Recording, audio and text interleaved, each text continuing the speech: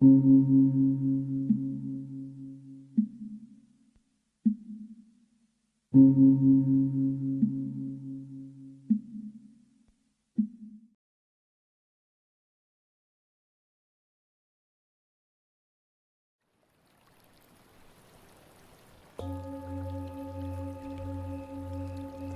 Namaste. So for your evening meditation, I would like you to get into position, and again, as with the morning, generate a positive motivation, though this time not spending a long time going through any mental process, but just very briefly dedicating this practice to all sentient beings, and maybe a quick visualization just to bring up some compassion within you.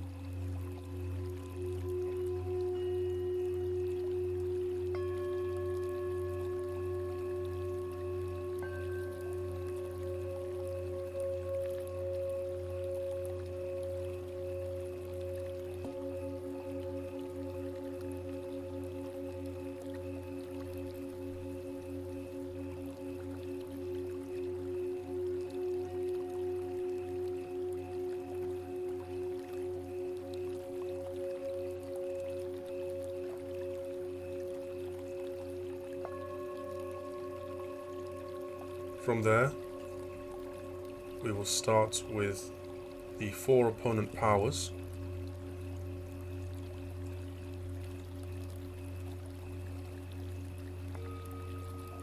In the chant Om Mani Pedme Hom, Om refers to the body, mind, and speech,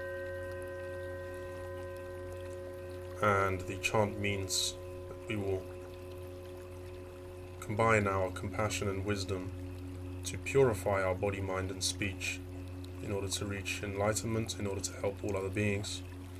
And that's sort of what we're doing here, right? We're analyzing our body, mind, and speech and purifying all 3, the karma for all 3. So starting with body, you can generate a visualization for a time that you have inflicted harm on someone. Could be a creature, even an insect you remember distinctly killing, or someone that you hurt in the past. Start by generating a sense of regret for having done that. Now, we want this regret to be great. We do not want it to be potent, because if regret is too potent, you start to blame yourself. This is not conducive for awakening or purifying or anything mentally healthy. So imagine that you have a tomato soup, and to turn it into guilt, to make it potent, would be to turn that soup into Tabasco. We don't want to do that. What we want is to grow the soup into a huge pool of soup. So there's a lot of regret, but it's gentle. It's not blaming yourself, it's blaming the ignorance that led you to commit those actions. So have this kind of regret for this harm that you delivered to another being.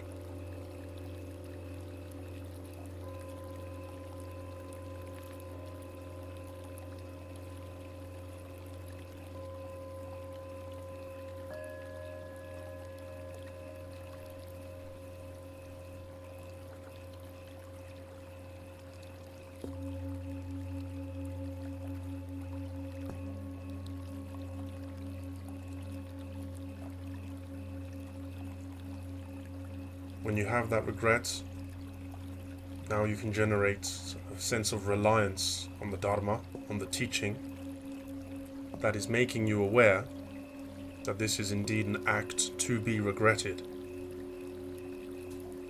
We can call this reliance or refuge, perhaps, if you are a Buddhist. There's an appreciation and a sternness, a conviction of relying on the Dharma, because it has this great ability to make you into a more compassionate being.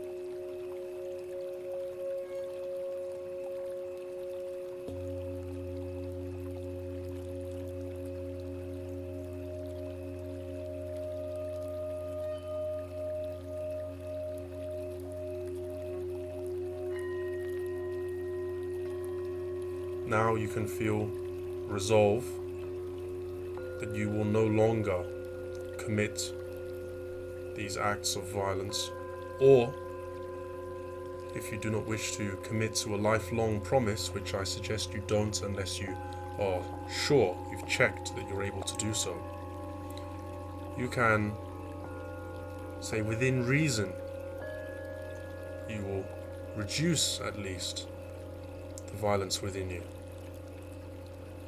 You can even put a time limit on it. I will be less violent or not violent at all towards any creatures for the next 24 hours.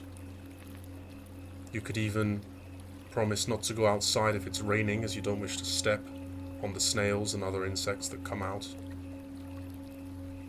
It could be a day, a week, a month, whatever you're comfortable with that you will genuinely be able to follow through with. Have resolve that you will do that and make that promise. Don't over-promise. Keep it small, build up over time. I'll give you a moment to do that.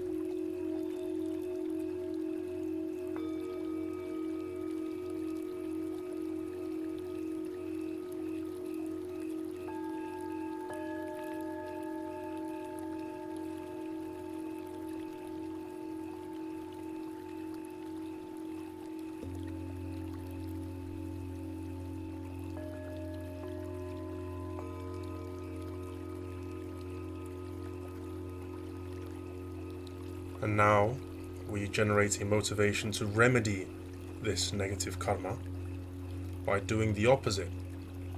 So rather than harming, now you will choose a promise you're comfortable with, one that you can deliver, that you will do the opposite of harm. You will help those in need. You will look after and protect and help those whom you are able to do so.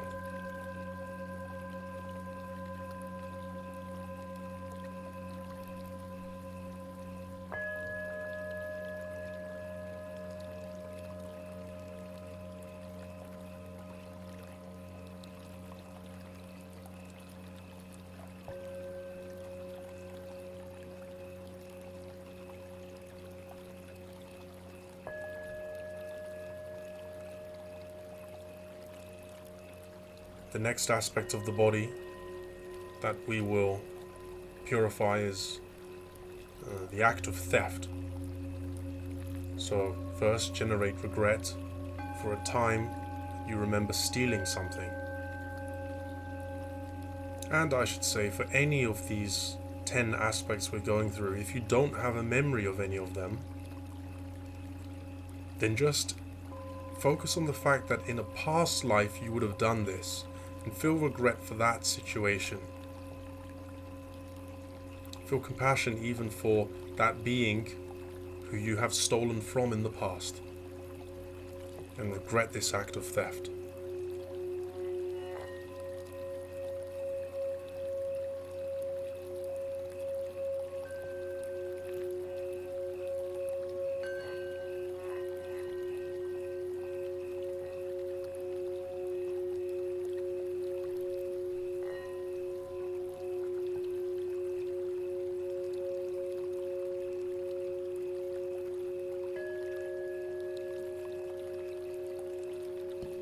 Again, reliance. We will generate a sense of reliance on the Dharma and an appreciation that comes with that for making you aware that these actions are those to be regretted.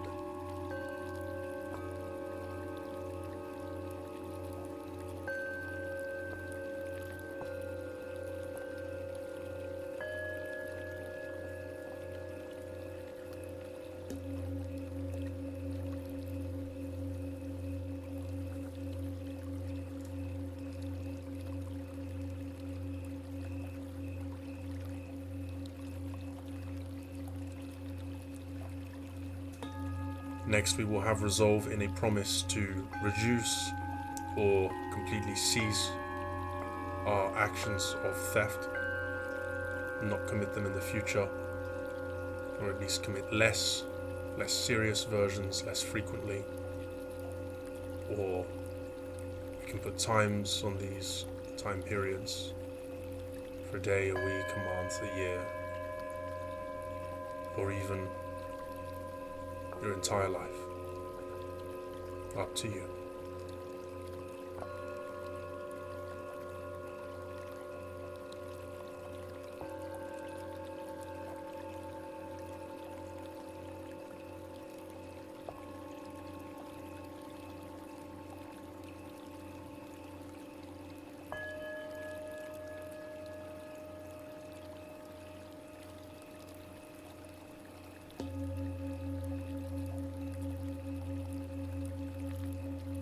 Now we will remedy this karma with a motivation to do the opposite. So we will be giving. Make your promise for how you will improve yourself as a giving person for as long as you wish to make this promise for.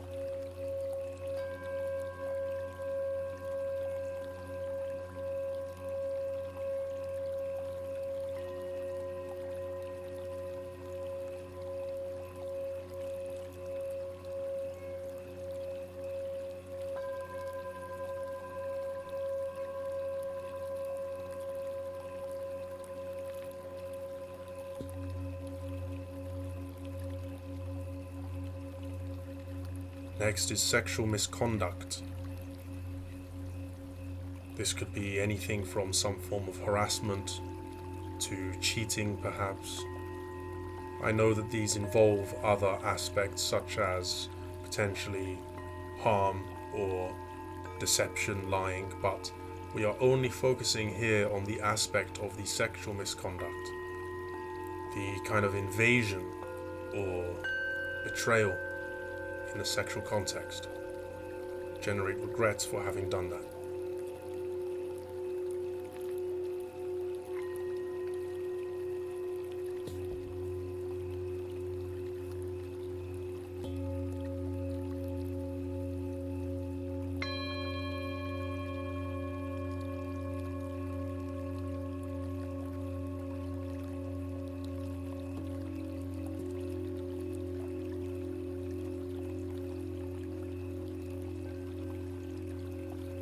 Now generate a reliance on the dharma for making you aware that this is something to be regretted.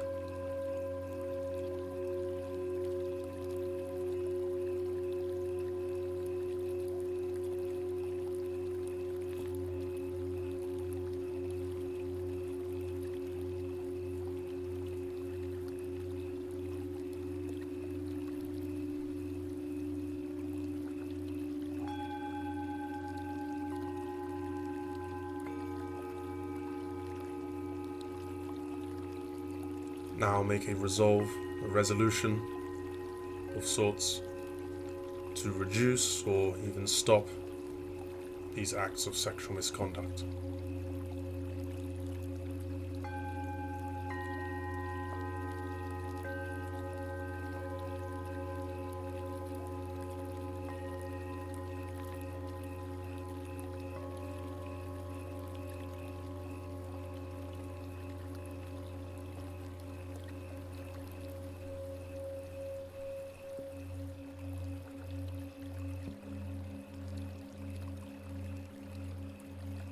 Now remedy this negative karma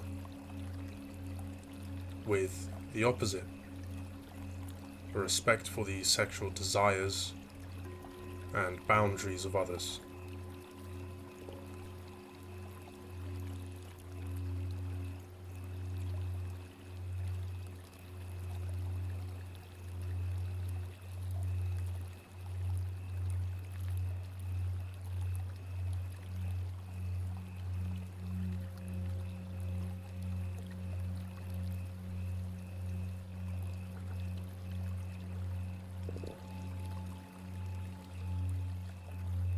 Moving on to speech. Think of a time that you have lied, a time that is easy for you to generate a sense of regret towards.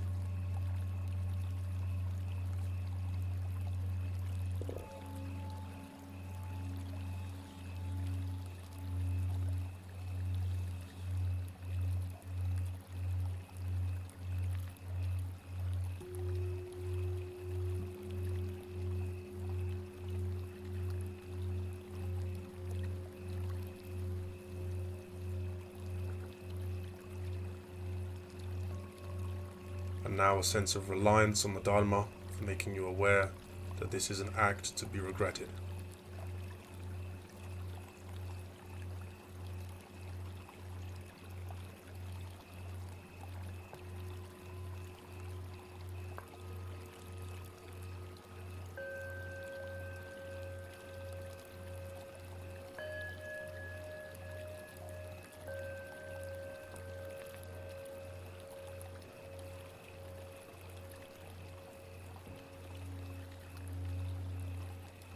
Now resolve to reduce or stop lying actions in the future.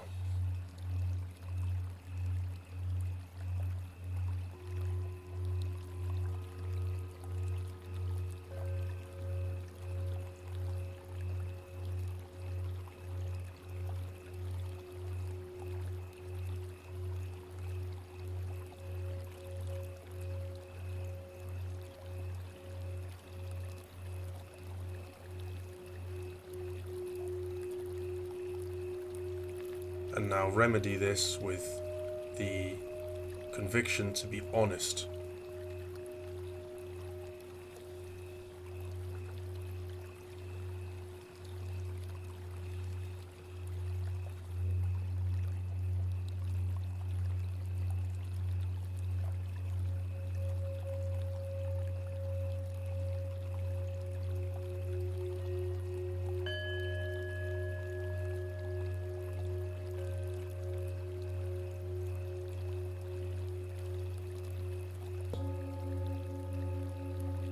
Next is harsh speech. Think of a time that you have called someone a really bad name, or you have said something with the intent to hurt another's feelings and generate regret for having done that.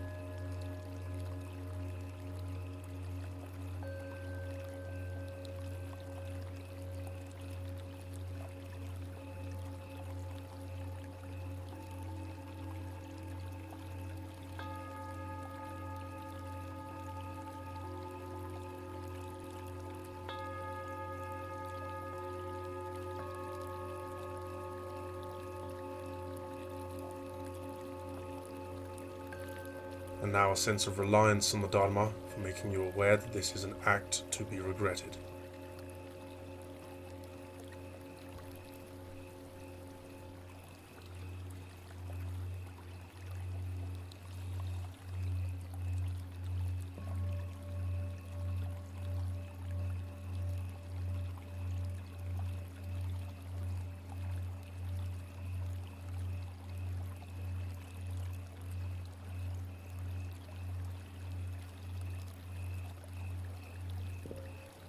And now resolve to reduce or cease committing this act of harsh speech on others.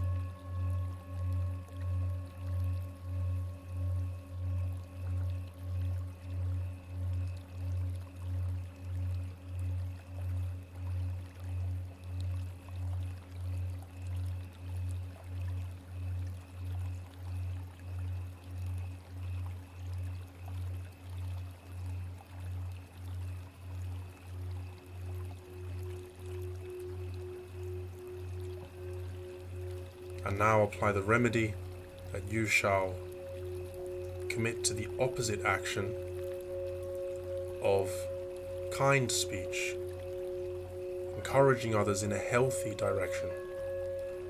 And that doesn't mean not being stern when someone needs to hear it, because stern honesty is also a form of kindness in certain contexts. But you want your actions to be in the spirit of helping others compassionately. So, remedy that negative karma with this motivation to act well on behalf of others regarding your speech.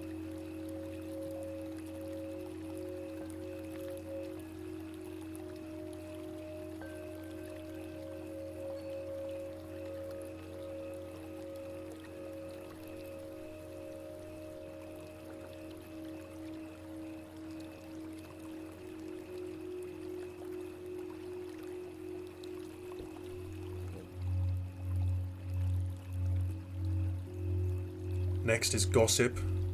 Of course, there is nothing wrong with giving warnings about particular people and their behaviors, or even acknowledging, say, the shamelessness of certain acts, if it is in the context of somehow keeping yourself on the correct track, or even thinking about how to help this person not do that in the future.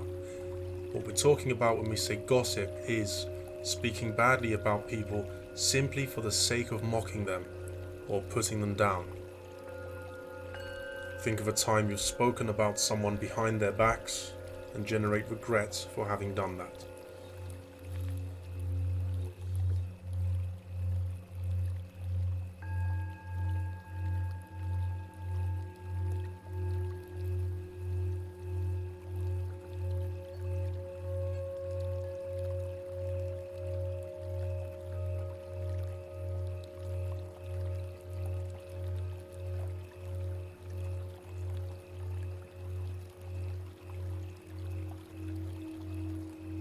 Now generate a sense of reliance on the dharma for making you realize that this is an act to be regretted.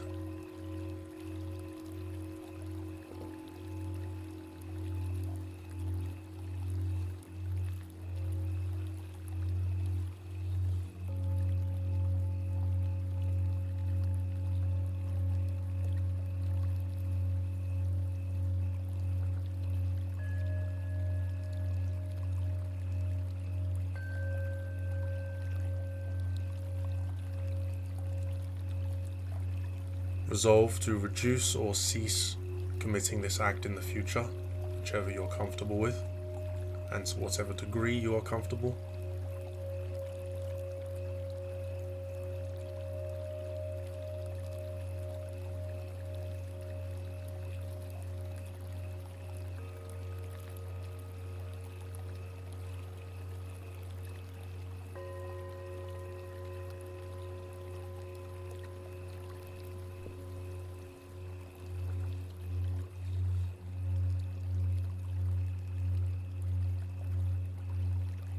And remedy this karma by resolving to commit or do the opposite of gossip and speak well about people, even those who you perceive to be particularly corrupt people, be it in your personal life or politicians or anyone.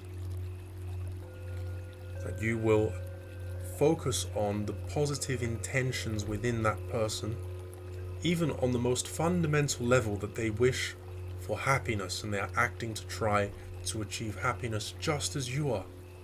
The deeper you go, the more levels you peel back, the more you realize they are the same as you.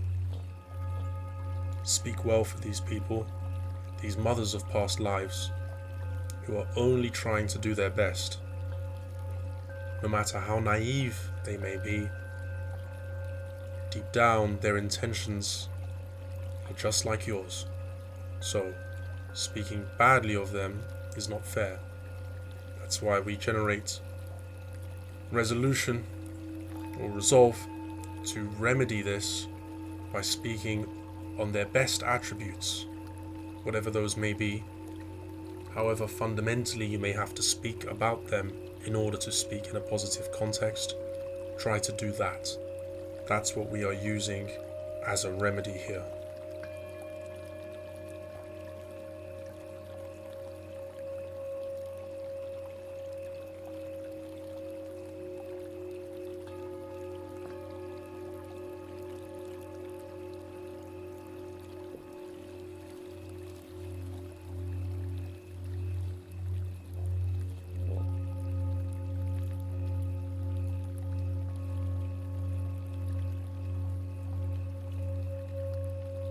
Next is provocation, perhaps labeled differently if you are to Google it, but what this is talking about is the instigation of bad blood between others, trying to turn people against one another. Generate a sense of regret for a time that you have done that.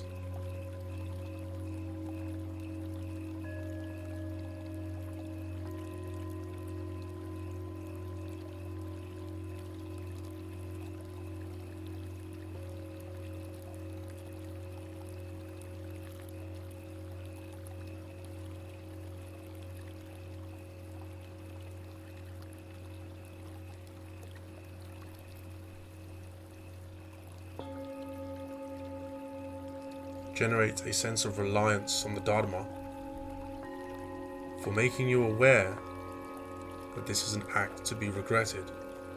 This act being one that is particularly difficult to identify without the help of the Dharma.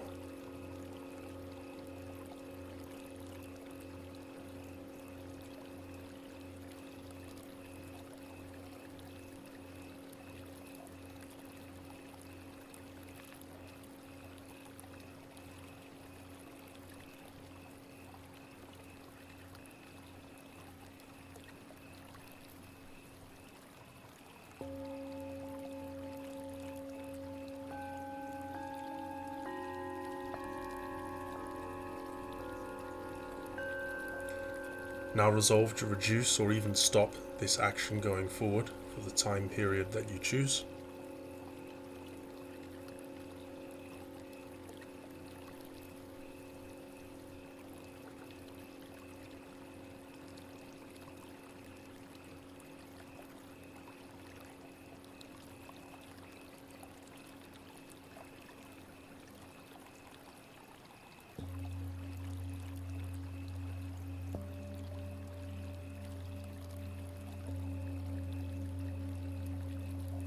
And now generate a sense of remedy that you will try to make people see the best in others.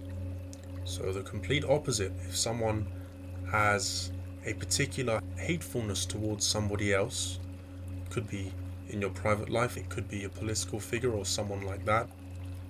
Someone speaks badly about their own family, about some friend you've never met. All you're doing here is trying to create a sense of responsibility or kinship between others.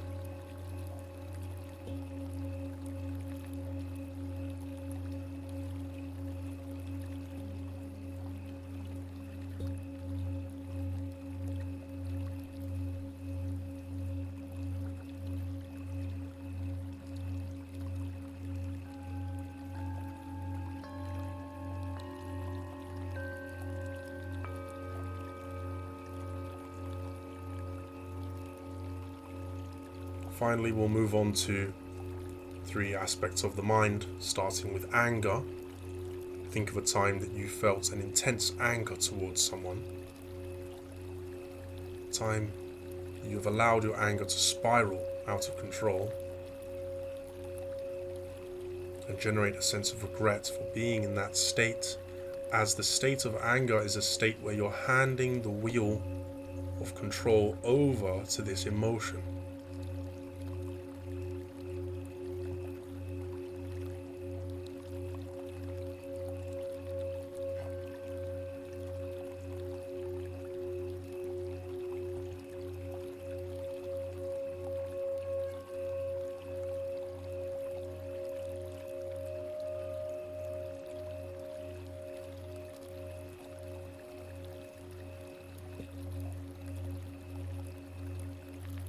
Now generate a sense of reliance on the Dharma for helping you realize that anger is a state to be regretted.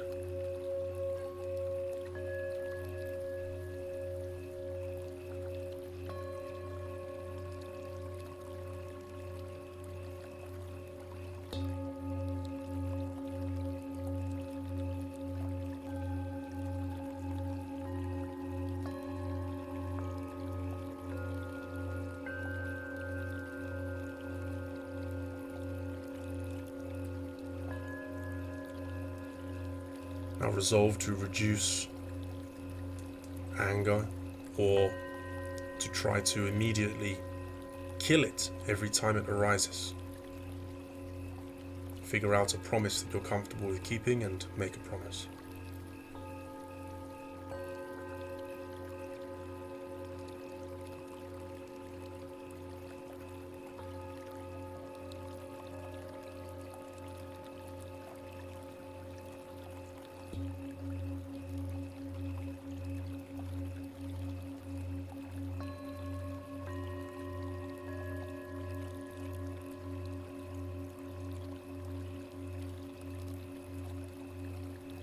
Now generate the resolve to remedy this anger with compassion. The compassion that you feel towards others is the antidote to all anger.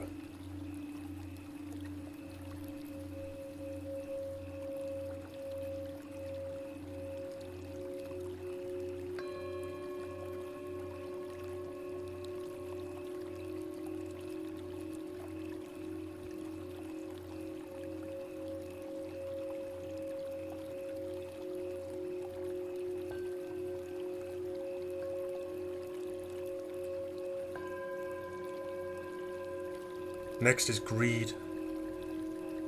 Visualize a time that you have had a strong sense of greed arise within you. Perhaps you looked up to large buildings and businesses of others and wished, oh, if only I could take that from them. Or even that seat on the bus, perhaps. You tried to get to the front of the queue to make sure you could take your favorite seat. Any kind of greed, however extreme or subtle, think of a time that helps you personally to generate a strong sense of regret for it.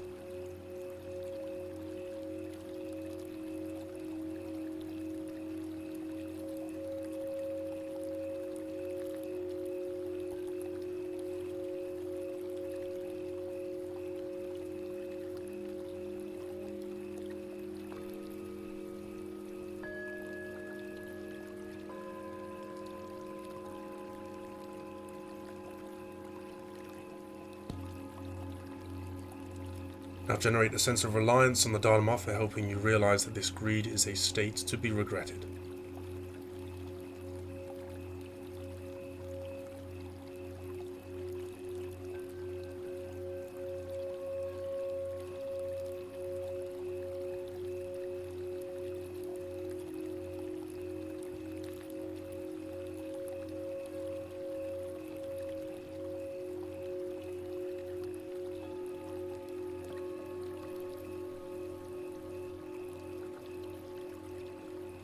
Now resolve to reduce or even completely cut off this sense of greed, depending on what level you are at in your psychological development, spiritual process, and so forth.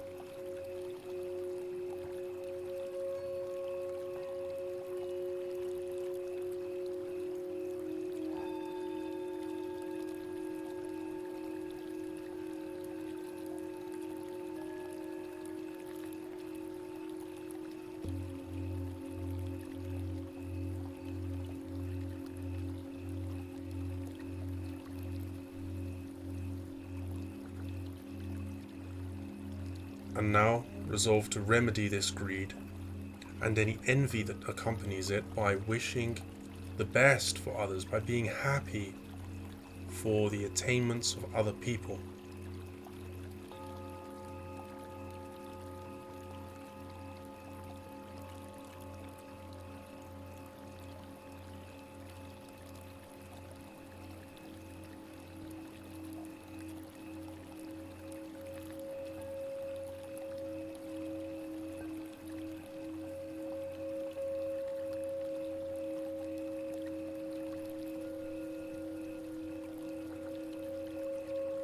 Finally, we shall generate a sense of regret towards ignorance.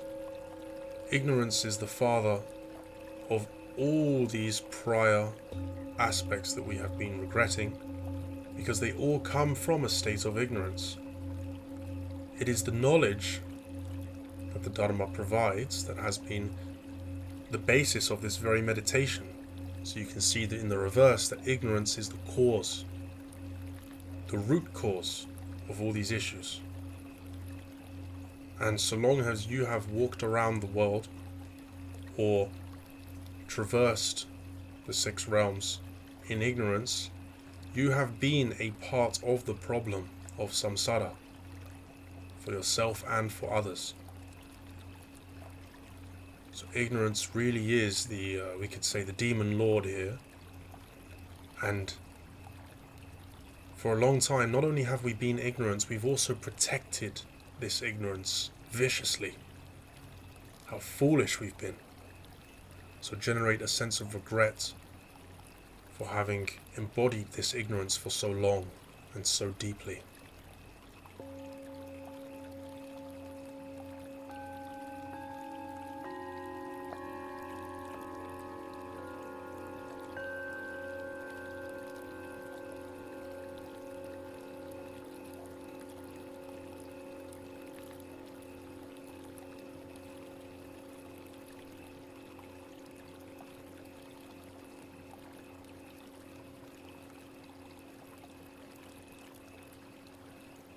Now generate finally a sense of strong reliance on the Dharma for helping you see that ignorance is the grandfather of all things to be regretted.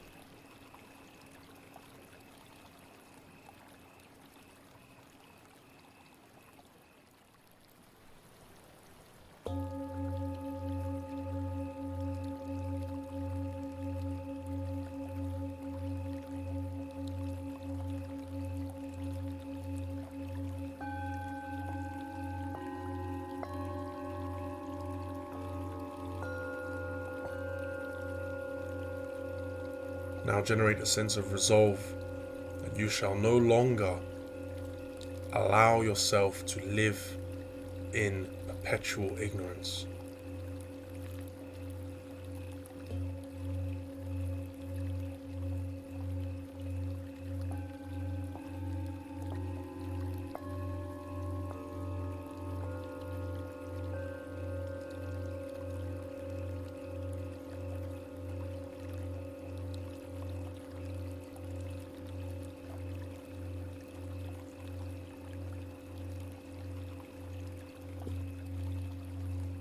And finally, a sense of remedy, that you will accomplish this by study of the Dharma and meditation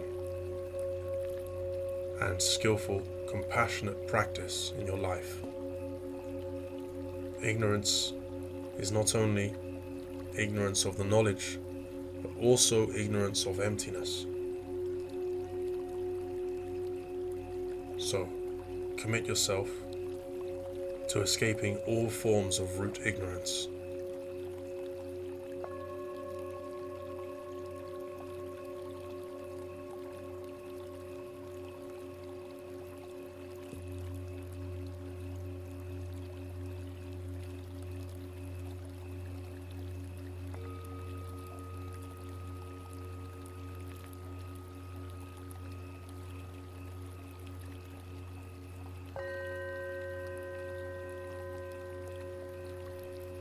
Now we will move on to our second meditation for the evening,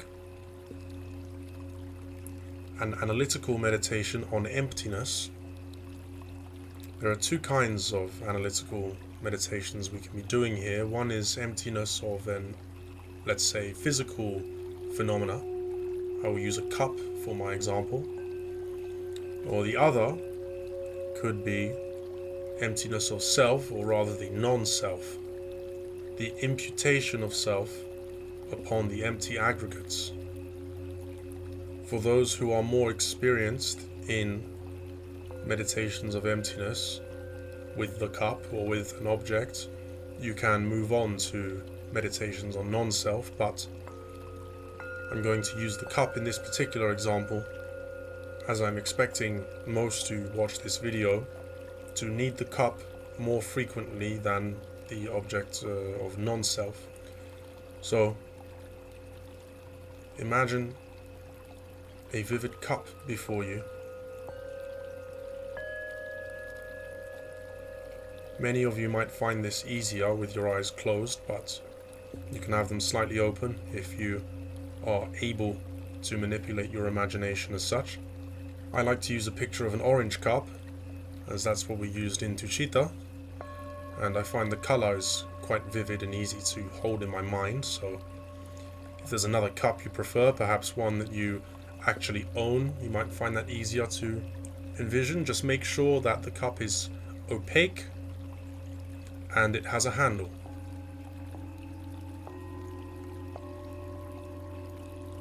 Now, this cup that you have been living assuming to be an objective reality, we're going to prove to ourselves cannot possibly exist in the objective sense. This cup has no aspect of cupness on its own side. It does not exist independent of any, let's say, observer, for lack of a better word for now. In order for this cup to exist objectively, it would have to exist in one of three ways. We shall walk through them and cross them all off. The first is that if the cup genuinely exists, then one option of proving this is that the cup would exist in each of its individual component parts. So we shall split this cup into three: a cylinder, a base, and a handle, and examine them one at a time. So if you hold the cylinder in your mind and you observe and analyze this cylinder, rotating it as you see fit, and search in this cylinder for a sense of cupness. Essentially, does the object of cup exist in this object of cylinder? Can a cup be found in the object of a cylinder? Take a moment and check for yourself.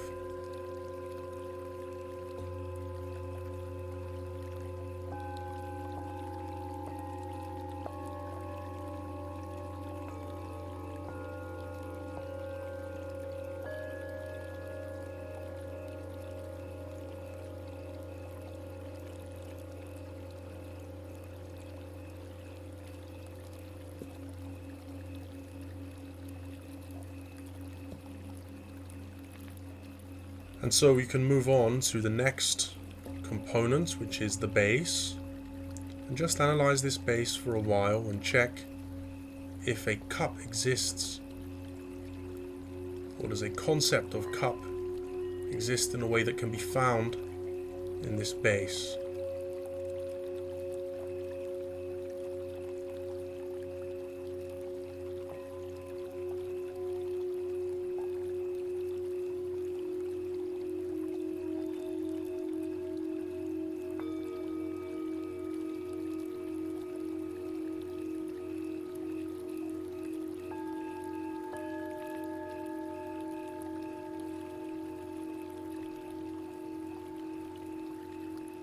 The base also, I'm sure you found, did not have any cupness to it. So we shall move on to the next component, the handle. And just again check for yourself if a cup exists in this handle.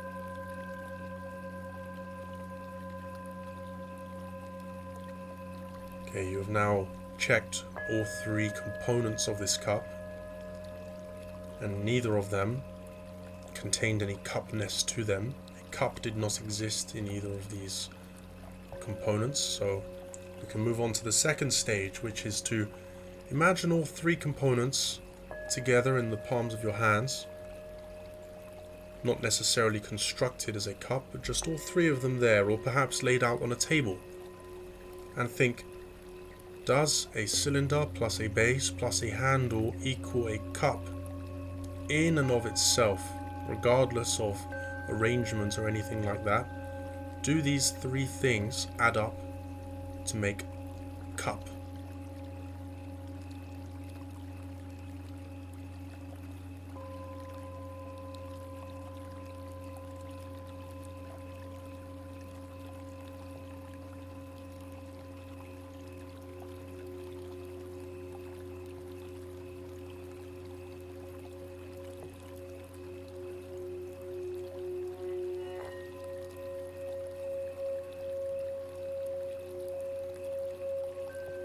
After some inspection, you should have found that three components that individually are not something in particular cannot add together to make that thing in the same way that 3 cups of water cannot add together to create a cup of milk. 3 things that are not a cup do not add together to make a cup. The illusion of cup can be created if you reconstruct them, but that would be the same as saying that a cup is a construction of objects, or rather it's an arrangement, a physical arrangement of objects. We're not looking for arrangements here, we're looking for an independently existent item. Such a thing should be there regardless of arrangement. So we can now scratch this second option off, as a cup does not exist in the collection of its component parts. So the third and final way that a cup should be able to exist, if it does exist as an objective phenomenon, is that it exists without any of those components. So imagine the cup clearly, or the components clearly, and then remove them from the picture and see if a cup remains when the components are taken out of the equation.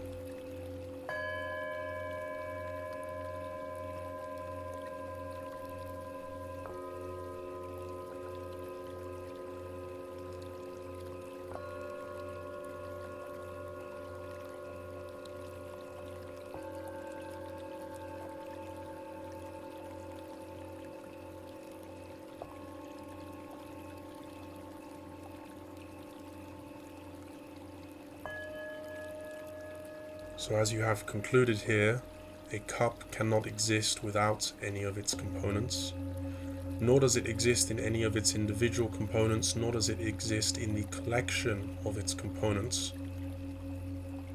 So logically one would conclude, if they had never experienced this universe and were not holding on to the illusion that we all live in, an outsider would conclude that this cup thing therefore should not exist, it should not be there. And yet there the cup is, right in front of you, be it in your imagination or if you're using a real cup. This paradox, this juxtaposition of impossibility and blatant presence, is the grey area, the Vesica Pisces, that I would like you to delve into as you practice this meditation in the future. But for now we shall conclude. In your own time, when you do this meditation, if you're going through it without me and you're a bit quicker, feel free to go through it multiple times, but just make sure that you pace yourself and do not force anything. Do not jump between the steps in an incorrect order or anything like that. Now slowly open your eyes, bring yourself back, and for having practiced this meditation, we shall dedicate the karma, the positive karma that we've created through our intentions of trying to ascertain emptiness, and dedicate that karma out to all other sentient beings. Be willing to happily give it away.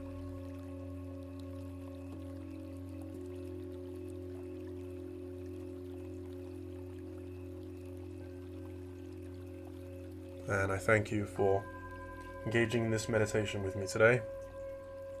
Namaste. Om Mani Pedme Hom. Om Mani Pedme Hom. Om Mani Pedme Hom. Om Mani Pedme Hom. Om Mani Pedme Hom. Om Mani Pedme Hom. Om Mani Pedme Hom. Om Mani Pedme Hom. Om Mani Pedme Hom. Om Mani Pedme Hom.